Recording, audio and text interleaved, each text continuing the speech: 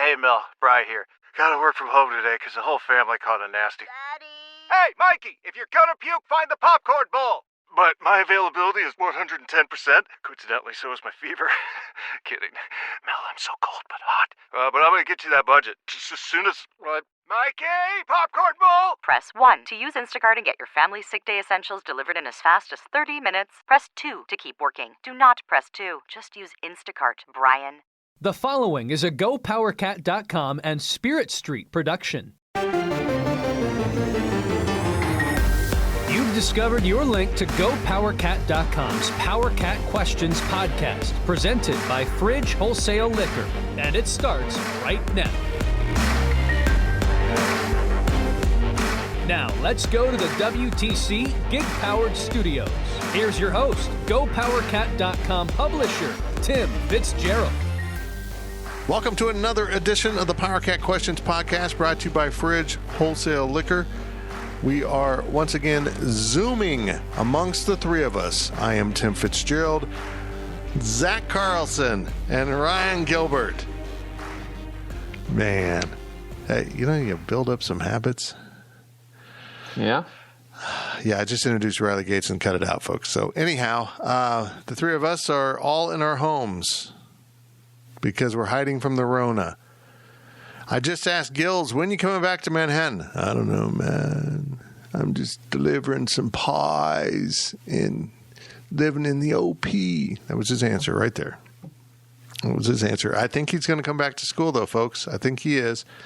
And at some point, I will gather with these two clowns in a room and try to not get any diseases. I'm not even talking about the coronavirus. Any diseases from them. They are sketchy, and I don't know where they've been for the last 3 months. I have been at the Fridge Wholesale Liquor, our sponsor of this podcast, although I have stopped going in. I would like to personally thank Governor Kelly for announcing that the carry-out liquor, where they'll bring it out to your car, has been expanded to mid-January or late January of 2021, and I would like to ask all the politicians, what the hell does it matter if you carry it to your car or they carry it to your car? It gets in your car and you go home. Let's just keep this permanent. I love it. I order from the Fridge on their app, roll in, get it loaded up, roll home. Beautiful thing for a lazy man. This segment's brought to you by Tanner's. Zach, I have vowed not to go into a restaurant quite yet. Like go in and eat. Uh-huh. I mean, I need to be careful, man, but Tanner's is open. Maybe I could have Charlie, kick everyone else out. You could wear a bubble. Ooh. Hey, Gills, you got any friends that got those big, bubbles you get into and roll around in them? I'm not sure how I'd get my food and drink inside the bubble, though. I don't know. I saw a great video from, was it Rex Chapman that puts this all over Twitter?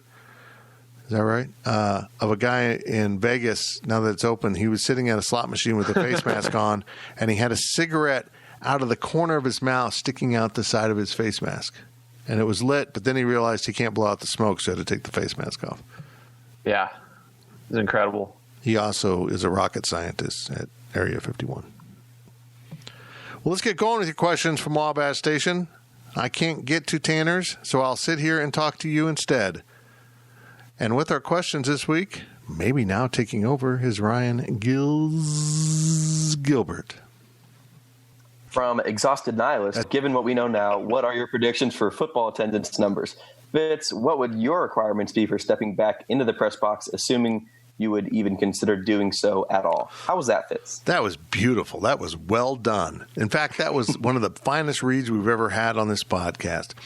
I don't have enough scientific information to know what they'll do with the stadium.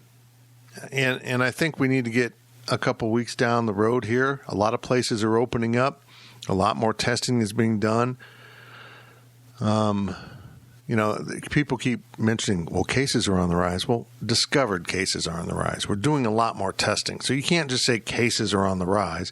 You probably need to look at the percentage of people tested versus results. Even that doesn't make sense because they were only testing people with symptoms before. So the numbers are all skewed. But it seems to me that hospitalizations are down. And if they remain so after all of these public protests where people have been in close quarters, after the wonderful events of the Ozarks, which I have to compliment them. If they didn't get COVID-19, which I know one person has tested positive, it was an impressive feat of stupidity. Kudos to all of you in Missouri. I think we're looking probably initially at a third of the stadium, but I think they might get it up to half. And you get into that territory, I think it'll kind of be self-policing. I think enough people will kind of be timid to go back and not quite ready. We'll see. We'll see how they flush it out. I'd be fine with just letting mostly students in, give them that whole side to space out, and some alumni on the other side, and people up in the suites, and let's do this thing. As for me in the press box, I'm not ready to do it. I mean, I told Zach I went to a grocery store yesterday for the first time. I think I'm willing to risk my life because of my Traeger grill now. And so I got the Traeger, so I need to go to the I won't mention the grocery store, but there's a Hi and a V in the name of it. And they have a really good meat section. And so I went in there, and I was in there for about, I don't know, 20 minutes. It's probably longer than that because the lines were so long, with my mask on. And they suck. They really do. They suck. But I won't be in a press box unless everyone's masked. And I don't know if I want to ask people to be masked that long for that long period of time. So I don't know what my situation is. I don't.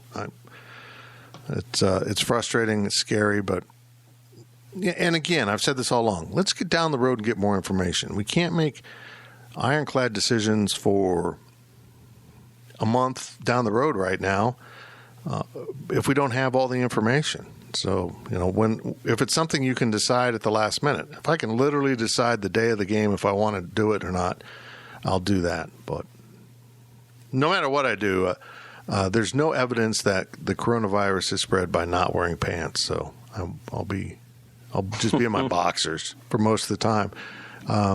There we go. I mean, if you can't be told to wear a mask, you can't tell me to wear pants. So there we go.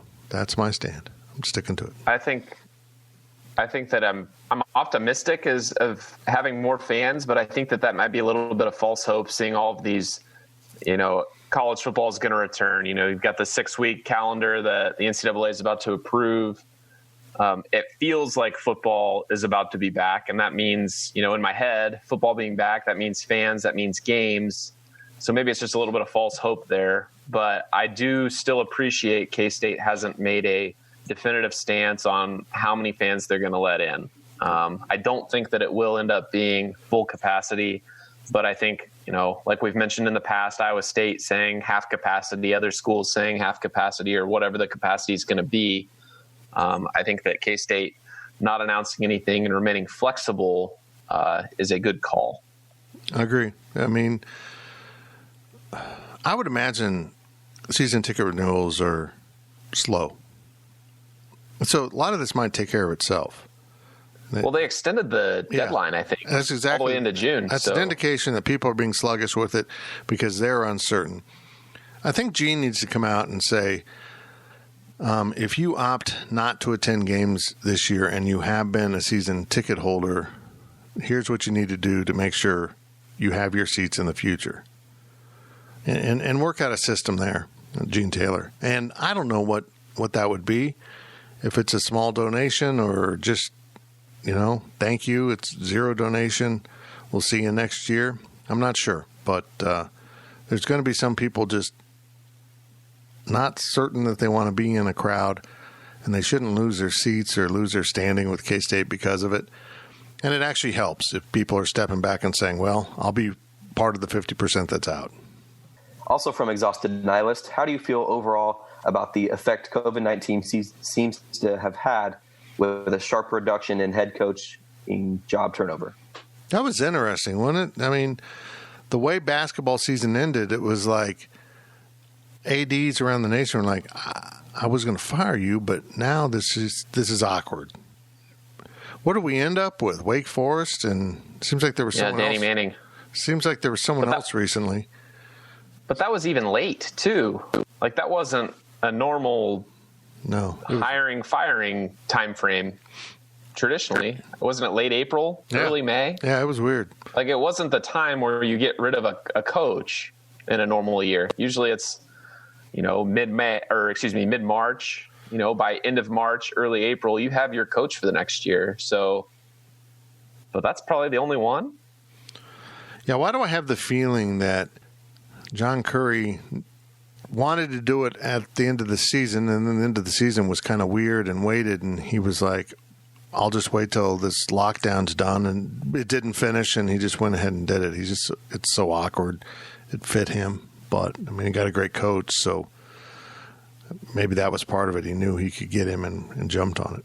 I don't know. It is really weird. It's been great for basketball coaches, hasn't it? They've been having pretty good job security because of the COVID, and now, I mean, he's extended another year. You think about the weirdness of what this season will become. For a Kansas State, if you lose any time with all the new players or whatever happens here, I mean, does it have a built-in excuse for any coach that's going through some transition on their roster? Like, well, we were kind of out of whack all year, and you can't really fire me, so it's going to probably have another year's impact on coach turnover.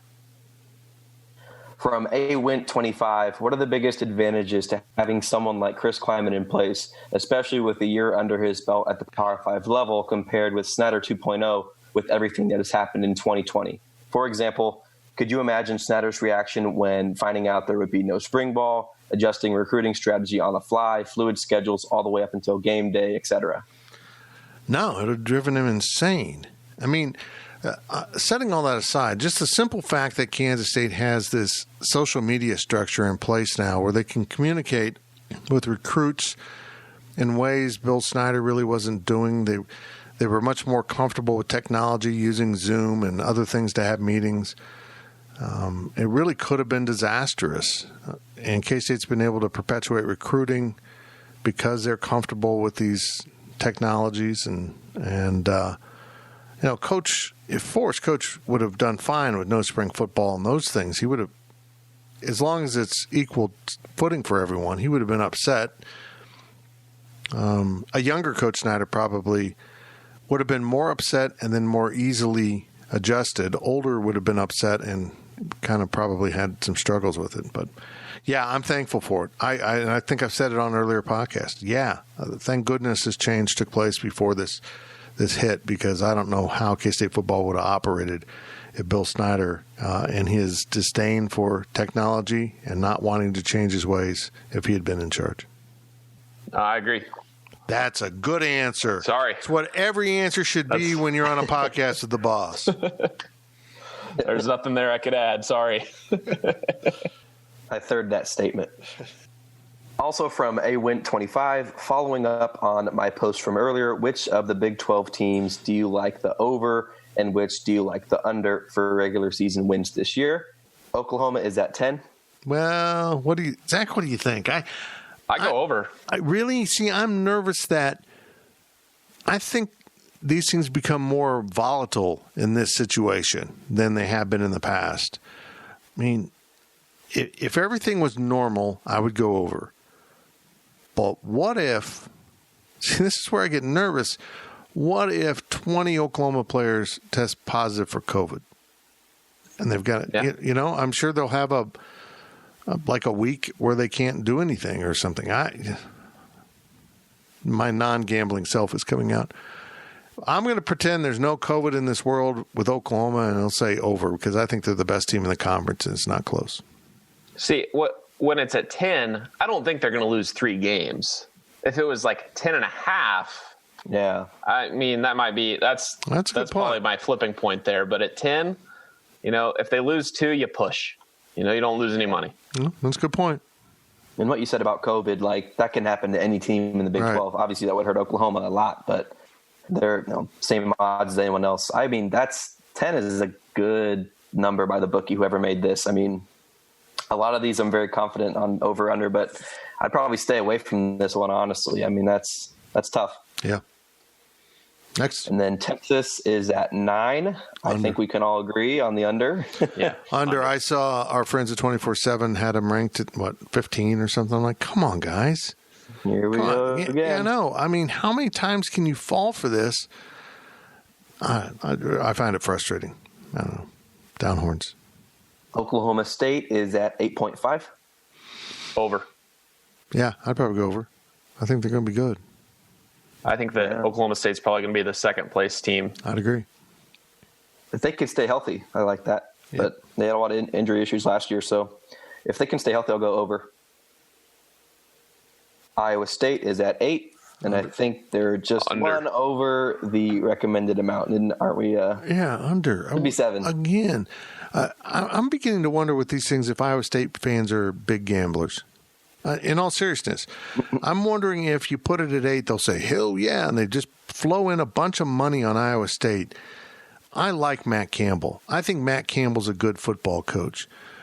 And with all that said, he is so overvalued. He's above average records. I mean, he keeps having way too competitive games against inferior opponents and losing too many games over and over and over. I don't get it. I would take the under on this. I'll go under as well. Baylor is at 7.5. I'll go under. New coaching staff. Yeah, that's a solid under for me. I feel like it's going to be safely under. You talk about bad situations in COVID-19 days. Having a new coaching staff that isn't in daily contact, person-to-person contact with your team, it's going to put you way behind. And not just on X's and O's, but culture. You don't have a chance to really build that culture. And we saw how important culture is for Kansas State. Yeah, I mean, Baylor got pretty lucky in a number of wins last year. So that number last year could have been 7 or 8 wins. I do think they'll do a little better than people think. And the bookies probably know that. But I do have to agree. I would definitely go with the under for the reasons you just mentioned as well, Fitz. I'll be intrigued to see what they do on defense because that defense was so good, but they lost the heart of it at the point of attack. They were so good up front. That's what they did to K-State. They just overwhelmed that offensive line. That really exposed that senior-laden K-State offensive line, showed some of their weaknesses. It was non-competitive up front throughout that game, and they won't have that necessarily snap after snap where, that defensive line that can keep them competitive in almost any game. TCU is at 6.5. Do they have a quarterback? Seriously. I'd probably go over. Because you're asking them to go 4-5 in the conference. I don't know who they have in the non-conference if they go 3-0. I wouldn't touch this one because I think Gary Patterson's program is really unpredictable right now. I agree. I probably wouldn't touch it, but I'd probably go over. And it's pretty evenly matched as far as the odds go. Minus 115 on the over, minus 105 on the under. So it's kind of almost a pick there. You look at TCU last year, correct me if I'm wrong, but they lost to SMU, in the non-con. So that's just, you never know what you're going to get with them. So I'd probably stay away from that as well. What we've all been waiting for, Kansas State is at 6. Over. Over. Over. K-State's going to make a bowl game. They're going to win their 3 non-conference games. And so that means the odds makers think 3-6 is pretty average for a team that won, 5 games last year in the conference? That just doesn't make sense to me, guys. I know they lost a lot, but if you really study and dig down, it's not like... just following the logic, programs are better in the second year of a new head coach. Period. That's almost always true. And you think K-State's going to go backwards? I don't see it. I think K-State, I think a more believable over-under would be 7.5. But I'll take the over on that, baby, all day long. Texas Tech is also at 6. Under. You think Matt Wells is running into issues out there? I don't know if he's running into issues. I just think it's Texas Tech. Yeah. They haven't, they've been a perpetual 6-6, 5-7 team over the last, I don't know, 10 seasons of Kingsbury and whoever else. Mike Leach, since the end days of Mike Leach. I mean, Texas Tech has not been good since Leach was there. So, I mean, 6 wins. If I was Texas Tech, I'd love to get 6 wins. That means we're going to a bowl game, but I don't know if they're going to make a bowl game. Yeah, I don't see a big difference in this program from Cliff Kingsbury to Matt Wells. I just don't. I don't see it. So now he needs to show me something. I mean, I think the way they go about things is a little bit different, but I still think they're fairly ho-hum. They'll beat some teams and lose to other games that you're like, how did you lose that? 6 wins sounds about right, but when you think of them actually making a bowl game, I just don't see that happening, so I'll have to go under. Yeah, the reality is if we're saying K-State's going to win 4 or 5 conference games, someone has to be losing these games, and I think Tech will be one of those teams. Yeah. West Virginia is at 5.5. I think that's very low for them. Yeah, I'd go over that. Oh, I'd go under. Really? Really? Yeah. I don't think that West Virginia's going to improve from what they were last year. I think that 5.5 is probably pretty fair for them, and I don't think that West Virginia's going to make a bowl game. So I'll take the under. That'd be under. I think he inherited some problems out there. I don't think there was much substance to the program by the end of the previous regime. I think that Doege's going to do a great job at quarterback for them. Kendall was just trashed all year, and if he's not under center, I think they've got a good chance to make a bowl game. But that's just me. That's a good take, yeah. Last but least, 3.5 for Kansas. Under. Yeah, I'd probably go under. I mean, they'll find a way to lose a non-conference game, and they're not going to win 2 conference games. I just think Kansas is perpetually so far behind. They can brag about all their great recruits, but I don't ever see anything come of it. They can't change the culture. The culture is so bad right now. It might be a little bit improved under Les, but let's be blunt here, guys. If you're a player at Kansas, do you really believe in your head coach?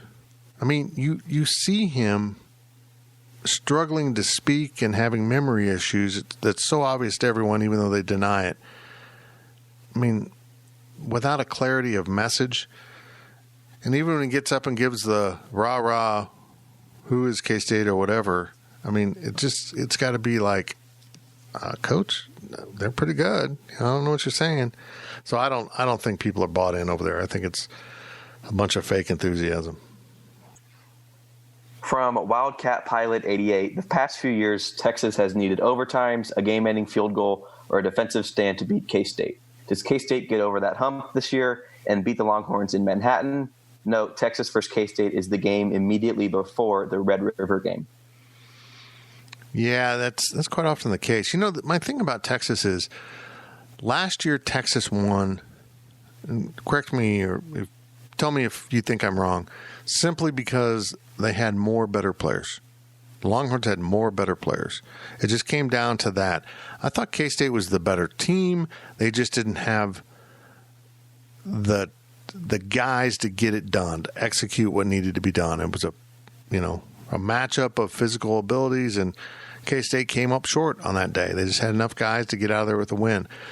I think we'll see that gap closing. And unless Texas makes a remarkable surge in recruiting, I think K-State will slowly close that gap, and it might be enough being at home this year to get over the hump. This would be a huge win for K-State. This is a swing game for Kansas State that might define its season. I kind of disagree. I think that K-State and Texas were evenly matched, at least the last 2 games down in Austin. The double overtime game 3 years ago, and then last year's game where it came down to the field goal at the end. I think that it really just came down to, when K-State had the ball and when Texas had the ball. True. When it came down to the end. And Texas, both times, was set up to win, and K-State didn't have an opportunity to respond. They made the plays. I know it's kind of dumb to say they made the plays when it mattered, but they truly did make the plays when it mattered. And if you change the coin flip, if you reverse all the possessions, maybe K-State comes out a little bit differently in those games. Gills? Obviously, beating Texas is very important, stuff like that. But I don't think, like you're saying, Fitz, I don't think it's really that important. I don't know if it's going to define a season if you win or lose against Texas, just because I don't think they're going to be that good this year, like we were talking about. So, I think we can beat them, but I don't know if it's really going to be that defining game of the season, if that makes sense. Final question of the first half from I Like Pickles Cat. Is it fair to say we are evaluating Collin Klein as a coach with how Skylar performs this season? It seems like Skylar's issues last year were largely mental and fixable with good coaching. Well, I think there is something to be said that, if Skylar turns the corner this season and really becomes a productive Big 12 quarterback, people still see him as middle shelf or even lower shelf in the conference as a senior. Now, I find that dumbfounding because I've been around football long enough to know if you've got a lower shelf quarterback, you do not win 8 games. That is almost impossible at the college level. You've got to at least be decent and solid at quarterback, which K-State was. I think he's undervalued around the conference. And all that said, there are still glaring issues with his game. So, Pickles, I think you're kind of right. If he can get those issues solved, I think it'll go a long ways to proving that Collin is a really good quarterback coach at this level. And I don't care what position you're at, you have to be showing that the guys under your tutelage are making improvements, and you're taking a guy that has issues, solving those issues, they become a really good player. Do that consistently, you become a coordinator, you become a head coach. And so I think this is an important season for Collin. And then on the heels of that, whoever steps into that position in 2021 and forward, if Collin can create a good quarterback culture at Kansas State where they're back to cranking out really good QBs within the system the head coach is providing, I think Collin will be a head coach before we know it. I think that, yes, we should be able to see Skylar improve, and if he doesn't, some of that should be on Collin, absolutely. But I think that it'll be more telling to see what he does in the future, 2021, 2022. Who are the next guys after Skylar, and how do they play? And I think that that'll be having a bigger pool of quarterbacks there to judge from and see how well they did. I think that you got to be a little fair to Collin in that aspect as well.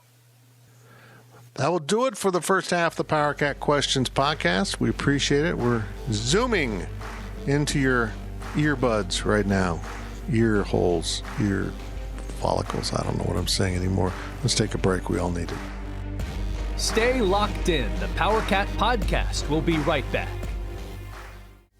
Is your January looking dry? Get some lotion. Get a humidifier. And better yet, get Drizzly, the go-to app for drink delivery. With Drizzly, you can compare prices across local stores to get the best price on a huge selection of drinks perfect for dry January. Every single time. Non-alcoholic wines? Have a look. Ready-made mocktails. Grab a straw and order them up. Beer without the alcohol? Yep, take your pick. You can find all of them here, in the app, in that phone that's in your hand. Could it be any simpler? Nope, not a chance. So shop for great deals on all your dry January beverages or other drinks and get them delivered to your door or blanket fort, maybe. Download the Drizzly app or go to drizzly.com. That's DRIZLY.com. Must be 21 plus, not available in all locations. And don't forget to lotion up your elbows. They're looking a little dry. Imagine the softest sheets you've ever felt. Now imagine them getting even softer over time. I'm here to tell you about Boll & Branch sheets. In a recent customer survey, 96% replied that Boll & Branch sheets get softer with every wash. They're made from the rarest organic cotton and designed to get even softer over time. Try their sheets with a 30-night guarantee plus 15% off your first order with code Odyssey. So head to BOLLandbranch.com today. Exclusions apply. See site for details. We now send it back to Fitz in the WTC gig-powered studios. Welcome back to the Power Cat Questions podcast, sponsored by The Fridge. Get into The Fridge. Football season's nearing. Go to The Fridge. It's right around the corner from the stadium. Get your fun stuff at The Fridge stuff. That didn't work there at the end, but you know what I mean.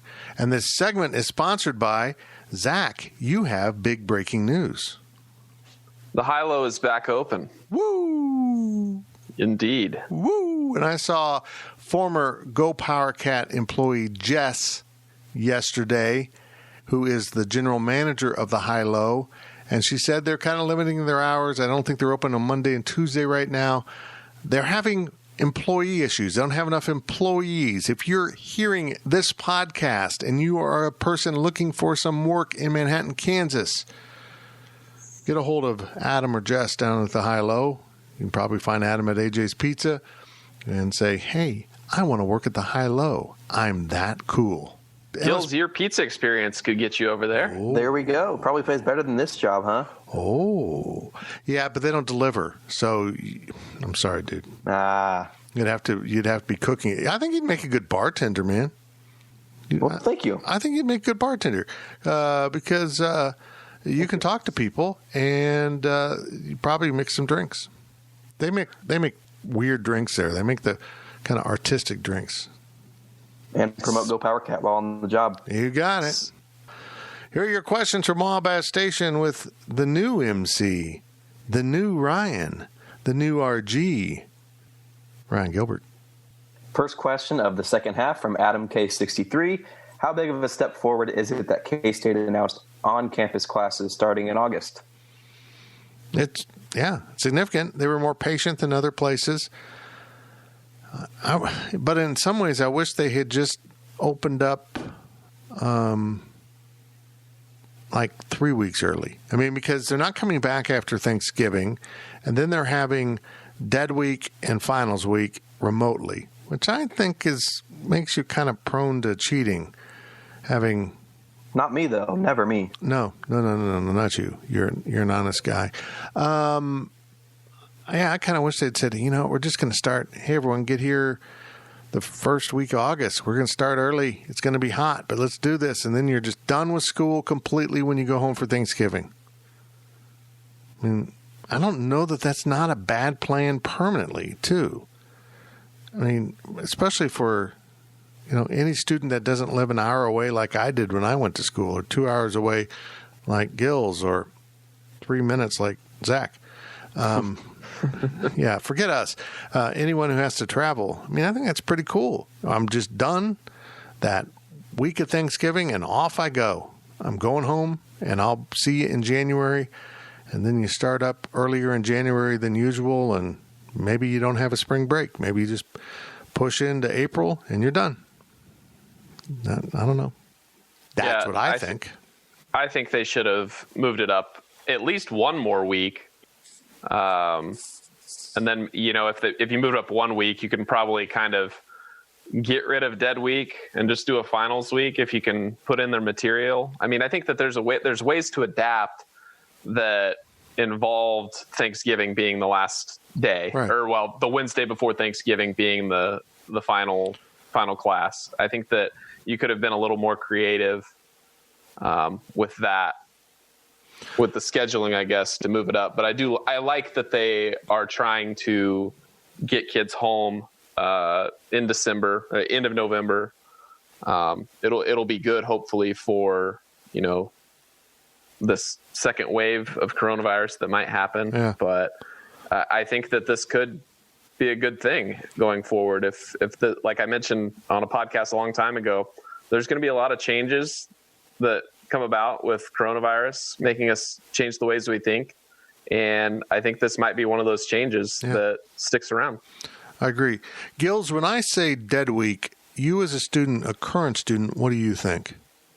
I obviously understand the reasons why, they're doing this stuff is to prevent a second wave from happening. But, when you look at it, why don't we just start a few weeks earlier and end a few weeks later? I mean, it doesn't make much sense to me. You got to be kind of like all in or just nothing.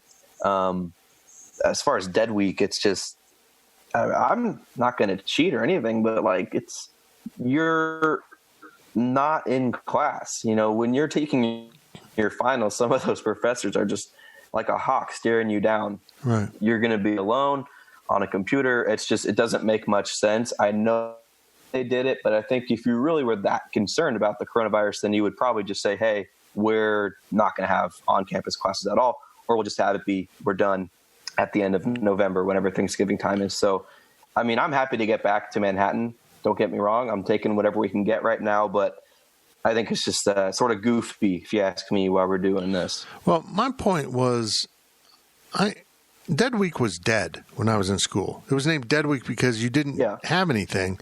And now it's my understanding the professors just keep having class and loading up stuff to do.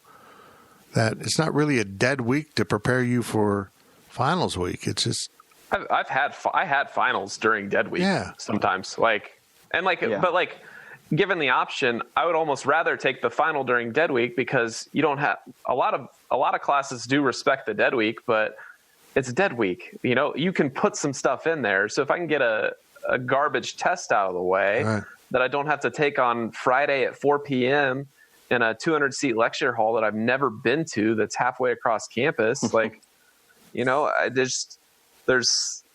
it's weird, I guess. Just let people pick what day you want to take your final, I guess. That last 2 weeks, just spread them out however you want. They should let the students pick. Yeah, it varies by class, but honestly, I would say that I've had more finals during Dead Week than I've had during finals week. So it's kind of lost its touch, I guess, from back when you were in school, Fitz. But, it's certainly not dead at all. Okay. Also from Adam K63, how fortunate is Bruce Weber to get his players together in July with the COVID-19 pandemic? Well, yeah. I mean, being able to get the kids back on campus is really going to help. I mean, or get them to campus for the first time is really going to help. I mean, to have everyone around and able to do stuff, I think they'll be in good shape. I think, and there won't be a ton of. It's not like there'll be full summer session going on around here, so they'll be really able to lock in on basketball and conditioning and get in good shape. And there's no reason for those guys. You stop and think about it. If there's no classes and there's not much social going on, I don't know. When I was their age, I'd be hooping. I mean, I'd be.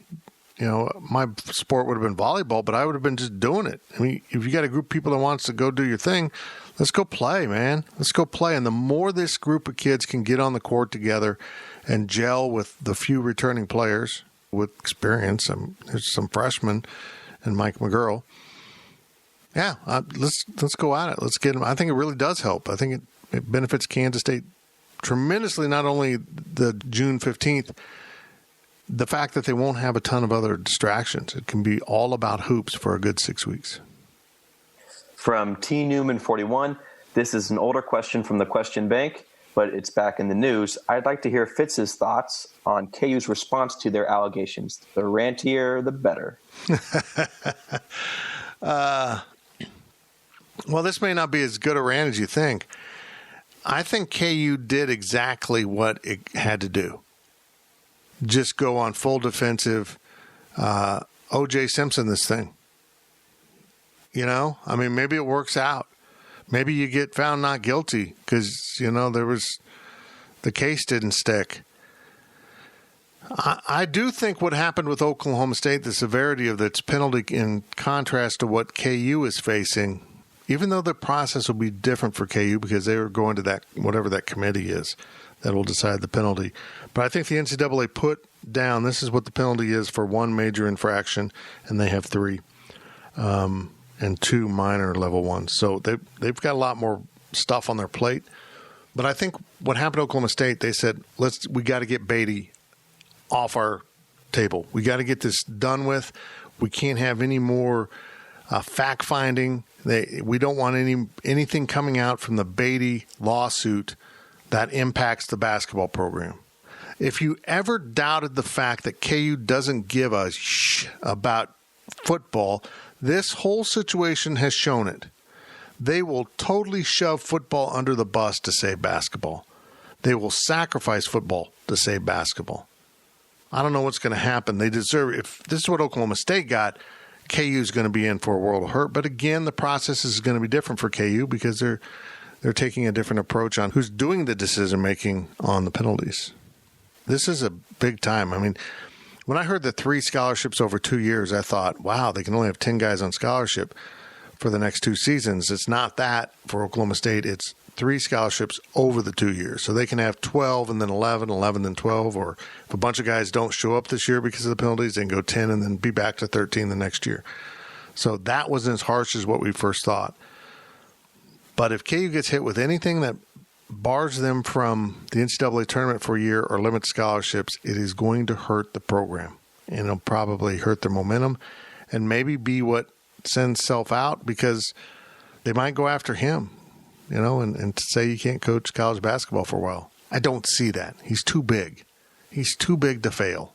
That's kind of the way I feel about the NCAA and what's going to happen here.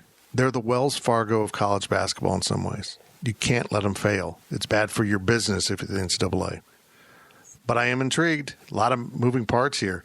But, boy, they settled that Beatty thing awfully damn quick. They wasted a lot of time, a lot of bad press.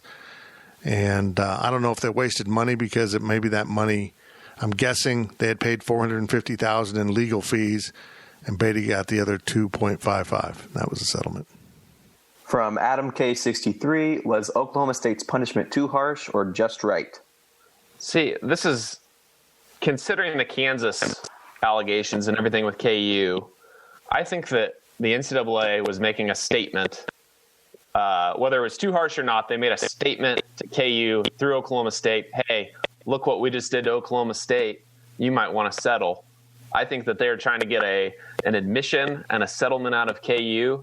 And then I think that Oklahoma State will appeal, and I think that punishment will either be lessened or rescinded completely. I think that this is the NCAA's way of going hard on Kansas without going hard on them. Because I think that, like you said about, being too big to fail, KU is too big to fail. And if they treated KU like they should, and like they've treated other programs, KU would be brought down a few levels. And I think that Oklahoma State going first with almost a ridiculous punishment, I think that that's the NCAA's way of threatening KU, saying, hey, here's their allegation. Now here are your allegations, which are times 3 or however many of their allegations. You might want to come up with some ideas here on how to make this go away. It depends how much the NCAA wants to be consistent with all of this, though, because we've seen with what happened at North Carolina and then Mizzou, they haven't been consistent over the years. And if they're going to be consistent, then KU's pretty much screwed. But if they're going to be weird, then there's light at the end of the tunnel for KU. So I think the biggest question is the NCAA, like you said, Zach, are they trying to prove a point, assert their dominance, send a message to KU? Or is it just a completely different case that's going to have a different punishment? I don't know. Who knows? And we'll have to find out. But I think that's the biggest concern for KU and Oklahoma State talking about that stuff. And kind of back to the original question of, is the punishment too harsh or just right? We'll have to see. If it's just right, if KU gets the book thrown at them. If Oklahoma State is punished fairly in accordance to everyone else, it's fair.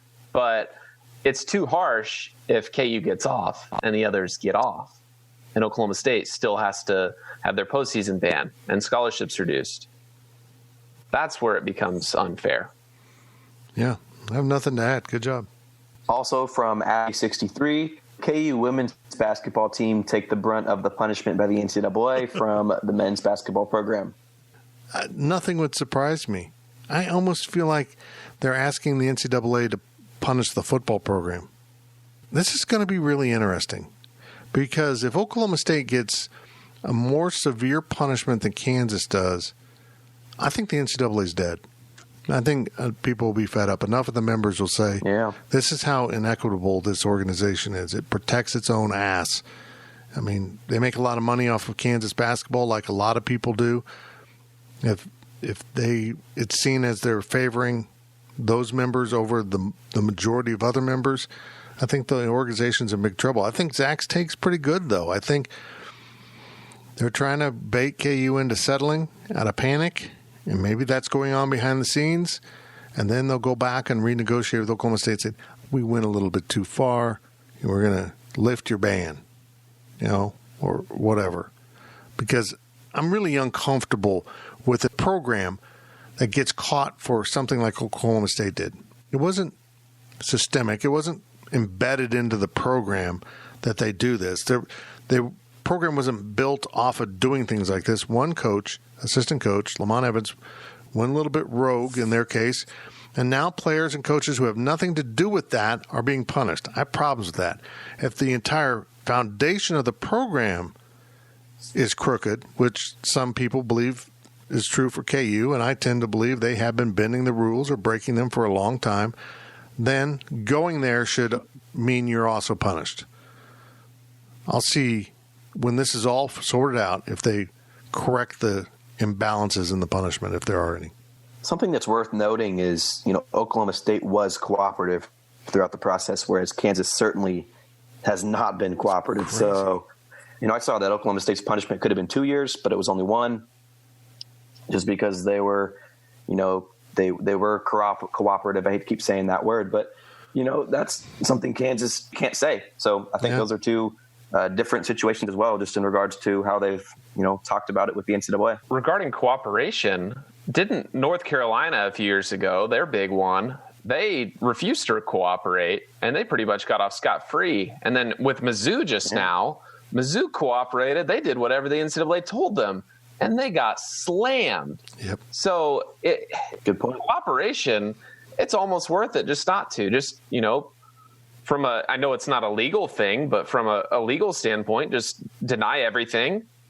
You didn't do anything wrong. Make them prove it. Don't give them access to stuff. Oh, here's everything we did wrong. Here you go. Punish us. We cooperated, though. Remember that. Because they don't. No, it doesn't. It doesn't benefit to cooperate with these investigations if you're not going to be treated fairly. That's another reason why the NCAA is killing itself. You've told us for years just to cooperate and all will be good, and you're now just absolutely destroying the programs that cooperate and rewarding programs that don't cooperate, that fight you and don't give you the information. It's insane. The NCAA is totally upside down right now. I completely agree with you, Zach, but, like Fitz was saying, teams like North Carolina and Kansas make a lot more money than Mizzou and Oklahoma State do. So I totally agree with you, but that might be a little bit of the reason why that's happening. But the point is, so what? All NCAA members are equal, whether you like totally it or agree. not, or like they're supposed to be. So that's kind of where the problem is. And if these punishments keep getting out, the NCAA isn't going to exist if they keep polling stuff like this. Yeah. They will cease to exist if they do not treat everyone as fairly as possible. And now let me pitch this argument. The fact that I say programs such as Kansas, North Carolina are of more value to the NCAA, I pose this question. Why? If you don't have Kansas available in the 2021 NCAA tournament, do you think NCAA is going to refund money to CBS? No, they're going to still get their money. The money will still come in. Now, if you give them the death penalty, if you start handing out death penalties or 2-3 year suspensions to a number of major programs, CBS may go, hold on, you're changing the product that we negotiated this price on. So maybe that's an issue. But on a year-to-year basis, I don't think CBS would have the standing to demand a refund, and the NCAA wouldn't make less money.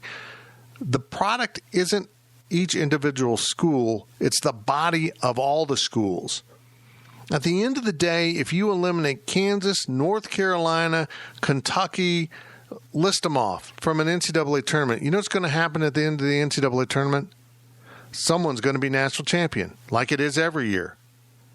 And that will be good for that program and maybe raise their value. So if someone falls backward, someone moves forward. That's the way college sports works. Someone loses, someone wins, and someone's program moves into prominence. The NCAA didn't collapse when UConn went from bad to good to bad again. Onward they go. Someone fills the breach, and the product is still wonderful for fans to enjoy.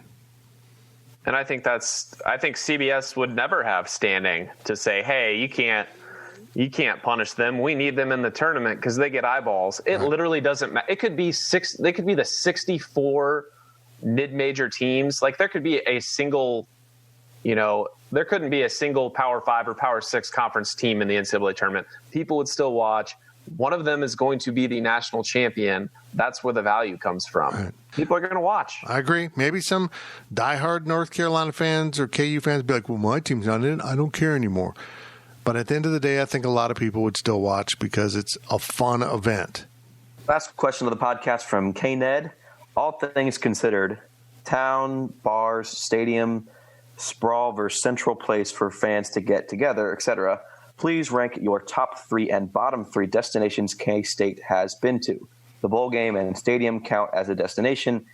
Fiesta in Tempe is one location, which was awesome, and Fiesta Bowl in Glendale is another, which was not nearly as good. I agree with that. Oh, wow. Just bowl games. Let's see. Well, I think the Alamo Bowl is a pretty good setup. So close to the Riverwalk. I mean, you can walk to the stadium if you want to. It's kind of a haul, but for the most part, the fans are all there on the Riverwalk, which is kind of cool. That's kind of fun. I don't see going to Orlando in case it hasn't been there. I don't think that'll be a good setup. I think Memphis, the stadium's remote and bad. I don't think the Liberty Bowl really fits that criteria. I would say as things go now, probably that Alamo Bowl's kind of the best destination. The Cotton Bowl is a bigger name, but again, it's at the same kind of thing that you just mentioned with Glendale. It's at Jerry World in Arlington. It's kind of parked out there in the open spaces near the city, which isn't as fun. You don't have the bars and the setup around the stadium that you have other places. I miss that. I miss, even though the stadium wasn't near the Gaslight District, I miss San Diego and the Holiday Bowl. I wish that bowl hadn't slid in prominence. I wish, for a lot of reasons, that the Las Vegas Bowl was part of the Big 12 situation, because I think that anytime you have places where the fans can congregate in large numbers, I think it's pretty cool. Now, I'm really confused now because the Camping World Bowl is now the Cheez-It Bowl. Did you know that, Zach? Yep, I saw that. It's still played at Camping World Stadium. That's so confusing. Mm-hmm. And now Cheez-It Bowl's back to the Cactus Bowl, but it could be the Energizer Bunny Bowl by the time it's all said and done. Who knows? I just hope that K-State wins enough games that we are not in Phoenix. Yeah. And I agree with you. The Fiesta Bowl, moving it out there, it's probably good for ticket sales and all the things you have to stage as someone putting on a bowl game, but it sucks. It doesn't have the atmosphere. It's generic and it's in the middle of nowhere. The media bus ride took forever to get there, and we were going way before traffic. It was just stupid. I wish they would relocate back into Sun Devil Stadium. I certainly think the Cactus Bowl needs to do that. They were supposed to. I thought they were going to do that, but then Chase Field installed artificial turf, so now that's less of an issue with grass there. It's all turf. You just got to turf over the sliding pits. I think maybe there's. I haven't looked if they have sliding pits. I think they actually do have a full dirt infield. That's the only thing you got to cover up. But I don't know. Maybe they like the setup at Chase Field, but I don't know. It's kind of annoying there. I would say that of current destinations, Alamo Bowl is clearly the best and probably the best that K-State's ever been to. I actually think Memphis is underrated as a destination solely based on the stadium. The stadium is awful. If the stadium was close to downtown, if they had a plot of land next to the FedEx Forum, put it down there, that becomes a top 2 bowl game in the Big 12. You want to go to that game. If they had a new stadium near Beale Street, it'd be awesome. It'd be a great place. It would probably raise up in the SEC and the Big 12's selection order. Absolutely. I kind of see the Liberty Bowl could be, if Memphis ever decides to build a stadium, the Liberty Bowl could elevate itself to the Alamo Bowl level, kind of what the Alamo Bowl did. when they added the Pac-12. You get the Pac-12 runner-up. Now you get essentially you're supposed to get the Big 12 runner-up, but recently the Big 12's been able to get that extra team into the New Year's Six. Or they go to the sugar. And the Pac-12 hasn't necessarily been able to produce as many New Year's Six teams or college football playoff teams. So I think that I enjoyed Memphis, except for the stadium. The stadium obviously tanks it. But, yeah, I think Alamo Bowl is as good as you can get right now. Agreed. I mean, again, if K-State ever makes it to the Sugar Bowl, that's a great setup. If Nashville adds a second bowl, which I think they need to look at, not just have the Music City Bowl, but have a second bowl, I mean, that's a great setup. That stadium's right across from downtown. Not really walkable, but it's there. It's all in. Yeah, I guess you could. It would be a heck of a walk, but you could. Peach Bowl would be pretty good. Peach Bowl wouldn't be bad. But I don't know. I'm disappointed with the Big 12 bowls. I think they have a horrible bowl mix right now, and the fact that they didn't realign anything just shows how lazy the Big 12 leadership is, how inactive they are instead of being proactive when you need to be that way in any business, particularly, though, with the possibilities of college sports evolving even more. Well, we evolved right through a podcast. Congratulations, guys. I don't know how we did it. Gills, are you still there? Yes, but can you hear me is the question. We can hear you. It has been a Zoom battle today. No matter which technology we pick, the technology doesn't pick us. But we pick you because you're a subscriber at Go PowerCat. And if you're not, why not? We have civil discussions about K-State sports. What a novel concept. We'll talk to you Friday with the overtime.